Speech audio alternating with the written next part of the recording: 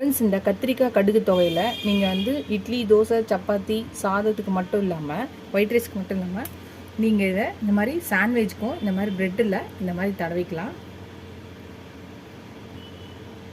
ப்ரெட்டில் இந்த மாதிரி தடவி கொஞ்சம் ஆனியனை மேலே போட்டு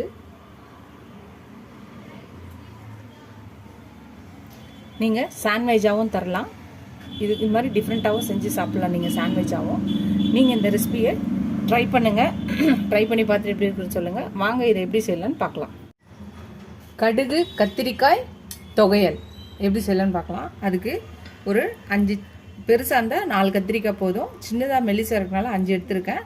இதை நம்ம நீட்டாகவோ இல்லை இந்த மாதிரி நீங்கள் ரவுண்டாகவோ கட் பண்ணிக்கலாம்.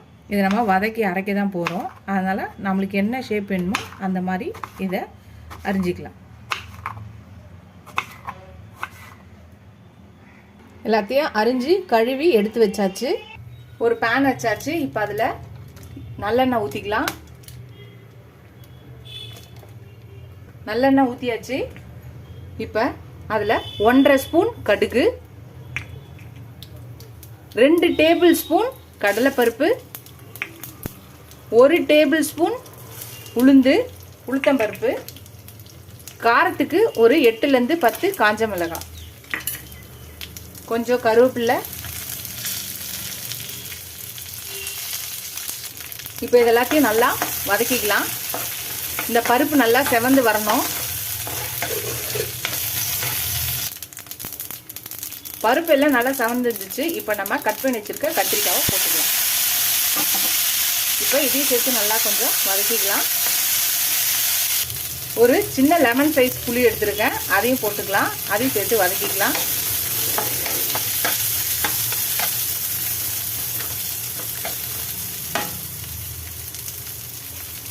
இதுக்கு தேவையான அளவு உப்பு போட்டுக்கலாம்.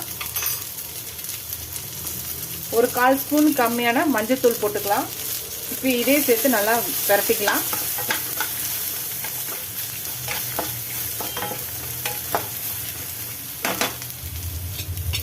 இப்போ லைட்டாக தண்ணி தெளித்து இதை கொஞ்சம் வேக விடலாம். இந்த காரம் இதெல்லாம் வந்து இந்த கத்திரிக்காயில் சேரட்டும். இதை அப்படியே கொஞ்சம் ஸ்லோ பண்ணி ஒரு 2 மினிட்ஸ் இருக்கட்டும். வதங்கிடுச்சு. இப்போ இதை ஆற வச்சு அரைக்க வேண்டியதுதான். எல்லாம் ஆறியாச்சு. மிக்சி ஜாரில் போட்டாச்சு. இப்போ இதை அரைக்கணும். கொரன்னு அரைக்கணும். ரொம்ப வந்து நைஸாக அரைச்சிடாதீங்க. நல்லா கொரன்னு அரைச்சாச்சு பாருங்கள். நல்லா திக்காக கட்டியாக. இப்போ இதை ஒரு கிண்ணத்தில் மாற்றிக்கலாம். இப்போ இதுக்கு ஒரு தாளிப்பு கொடுத்துடலாம். ஒரு சின்ன பேனில் எண்ணெய், கடுகு, கொஞ்சோண்டு சீரகம்,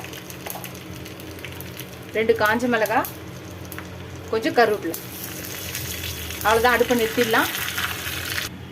இப்போ இந்த துவையல் மேலே நம்ம தாளிச்சதை ஊற்றிடலாம்.